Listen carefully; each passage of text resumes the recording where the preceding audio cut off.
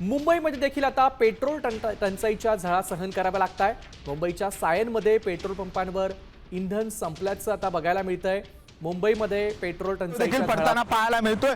आजच खरं तर सकाळी जर बघितलं असेल तर पेट्रोल आणि डिझेलच्या किमती आज पुन्हा वाढलेल्या होत्या। मात्र आता पेट्रोल पंपावर सध्या पेट्रोल आणि डिझेलच उपलब्ध नसल्याचं चित्र सध्या पाहायला मिळतंय। मी सध्या मुंबईतल्या सायन पेट्रोल पंपावर आणि सायन पेट्रोल पंपावर सकाळपासून साधारणतः 10 वाजल्यापासून हे पेट्रोल आहे ते संपलेलं पाहायला मिळते। त्यामुळे कर्मचारी देखील आहेत ते त्या ठिकाणी बसलेले सध्या चित्र पाहायला मिळतंय, कारण की पेट्रोल आणि डिझेलचा तुटवडा आहे तो मुंबई आहे तो देखील दिसायला लागलेला पाहायला मिळतो। कारण की गेल्या काही दिवसांपासून पेट्रोल आणि डिझेलच्या किमती वाढत होत्या आणि त्यामुळेच कुठेतरी पेट्रोल आणि डिझेलचा वापर कमी करण्यात यावा असं देखील सांगितलं जात होतं। पेट्रोल पंपावर रांगा देखील आहेत त्या लागताना दिसून येत आहेत। मात्र आता पेट्रोल आणि डिझेलची टंचाई आहे थेट पेट्रोल पंपावर दिसायला पाहायला मिळालेले आहे। त्यामुळे आगामी काळामध्ये जर पेट्रोल पंप अशाच किमती वाढत राहिल्या तर त्याच पद्धतीने पेट्रोल आणि डिझेलचा तुटवडा झाला तर मुंबईतले अनेक पेट्रोल पंप आहे ते बंद होण्याच्या दिशेने सध्या तरी चित्र पाहायला मिळत आहेत।